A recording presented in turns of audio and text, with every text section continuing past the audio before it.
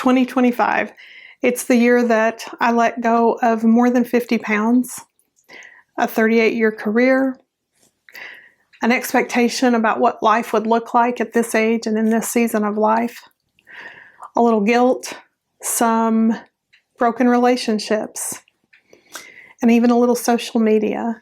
So it's one thing to say I let go, but it's another thing to actually do it. So what are some of the things I let go of this year? Well, I mentioned more than 50 pounds. That was a physical weight that I had been carrying for several years that wasn't good for me, not health-wise, not physically, and not mentally, and not emotionally. As a postmenopausal woman, sometimes we get into these situations where we gain a lot more than we ever would have guessed. And I had to get some help with a doctor and get my hormones back in balance, get some sleep, and figure out how to make things work again.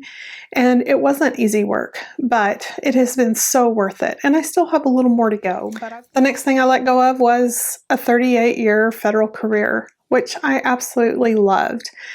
When I think back on that career, I think of a lifetime of service, of knowing people, of learning new things, of growing and leading and enjoying public service. I truly did enjoy that life.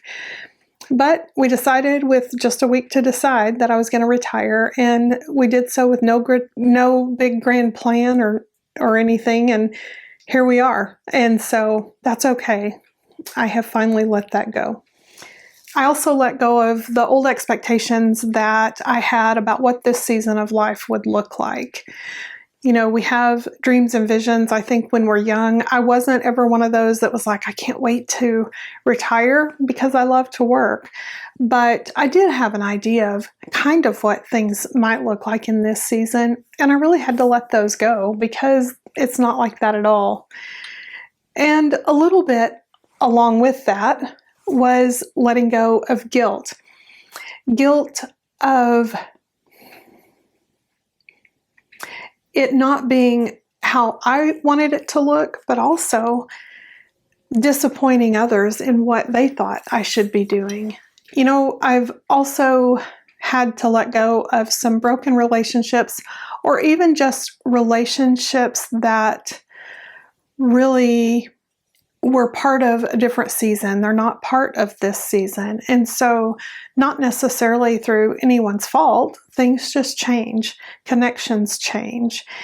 In family and friends, sometimes we have broken relationships that if both parties don't want to participate, then they're not healthy, shall we say. And so as someone who likes to be a fixer, that has been hard because you want to make things right and do things well. But I've had to just let go of some of the broken relationships. That doesn't mean that I'm not available if things would pick up again or if someone might be interested. But so I'm not killing the relationships, but I'm letting go of them. Now, this one might be more uncomfortable than the others, but I had to let go of long-term planning. Not because I think the rest of my life is short, but because I just don't know what I want or what I want the next 5 years to look like, the next 30 days to look like, really. It's a little uncomfortable, but I let go of having to plan things out. Now, I say that, and yet I actually do have some planners that I love to write in to kind of script a day through, but now it's less about activities and more about what I want to explore, what I want to learn, what I want to feel for the day, who I want to be with.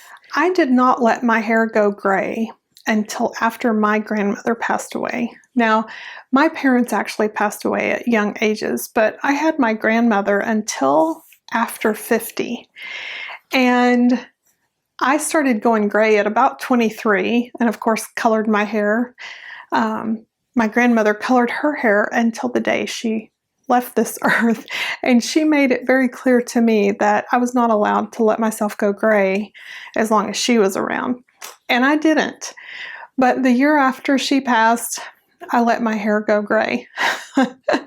And I feel like it's been kind of a slow acceptance of aging. Now, with losing a little bit of weight, one of the things that I've noticed is my wrinkles are more pronounced. And, I've got another 20 pounds or so to lose, and I suspect they'll be even worse. But I'm letting go of fighting aging. I want to take care of myself. As my husband says, I'm still using the lotions and the potions, but I'm just not going to worry about it. I'm not going to fight aging. In about September, I decided I was going to get off of Facebook and Instagram because I had started the YouTube channel in August, and I thought I'm just going to limit myself to YouTube for now. And I have a business Instagram account, so I'd pop on there every now and then just to make sure there wasn't a message, and then I would quickly hop off. It was like a hot potato. And after the holidays, I wasn't making a big rule for myself about you can't do this, but I had decided that maybe during the holidays I'd look up and see if there was some memories or something I wanted to look at or even post, so I'd have more memories. And do you know, I do not like it. It made me feel stressed and a little anxious. And I thought, I don't know really if I want to come back to this. So with leaving all of those things behind, I find myself now in a transition. I have selected the word preparation for 2026. I don't know what I'm preparing for necessarily, but what does it hurt to be prepared, right? I needed to shed some of those things in order to have space, mentally, emotionally, physically, to explore ideas, explore things that I might be interested in. And I have a few things that I think I want to look at in 2026, but it's really about being in a state of preparation. So what does that look like? For me, I'm preparing, and I don't fully know for what, but I know the one who does. And so I do feel led to prepare in different ways. The first way is spiritually. I want to go deeper with God. I want to seek Him rather than someone's curriculum, if that makes sense. I don't think there's anything wrong with Bible studies, and Lord knows I have done my share. But I don't want to do that this year. I really want to be open and just present to hear from God. One of the studies I've done in the last couple of years was called Living Fearless by Jamie Winship. And that really talks about putting into practice the question that we ask God, what do you want me to know about this? And then what do you want me to do with it? I wish I had learned that years ago. But that's what I'm leaning into this year, and I'm really looking forward to it. I think it'll be a rich and meaningful time. The next thing I want to prepare for is physically. I want to be ready for whatever comes next. My goal is to eat God-made foods, not man-made foods, to move my body, but not in a rushed or a hurried way, but maybe an intentional way. Joining a gym, getting a trainer, doing things that will build strength. This isn't to look good, it's to be capable. I want to be able to play with my grandkids and go see things with them and be ready for whatever activity I'm interested in pursuing. My husband and I have decided that we're probably going to make Arizona our primary home and Wyoming our secondary home, which means we're going to have some physical shifts of our things. And it also means decluttering and physically moving things around. And so I want to be ready for that. The next thing I want to do is travel to new places and learn new things. So I want to prepare my mind and heart for new experiences. In January, I have a friend who is moving to Panama, so I'm going to go down there with her for about 10 days, and I'm really excited. I've never been there. In about June, I want to go to Scotland. My husband's going to go with me. That is where my dad's ancestors are from. And, you know, through Ancestry, we've been able to trace back some of the locations. So I'm excited to go travel there and maybe even meet a new friend. I'm exploring maybe a real estate license. I have always thought that would be fun, but my former employer prohibited that, so I never looked into it, but I'm kind of exploring that. In my 30s, my mid or late 30s, I pursued a private pilot's license, and I took the ground school, I guess it was called, and passed the test, and probably had about 20 hours of flying time. And then my dad passed away, and I kind of lost my heart for it. He had been a private pilot. He had done it in his 30s, I think. So I am exploring the possibility of picking that up again. I'm not sure I can afford to do that as a retiree, but we'll see. Who knows?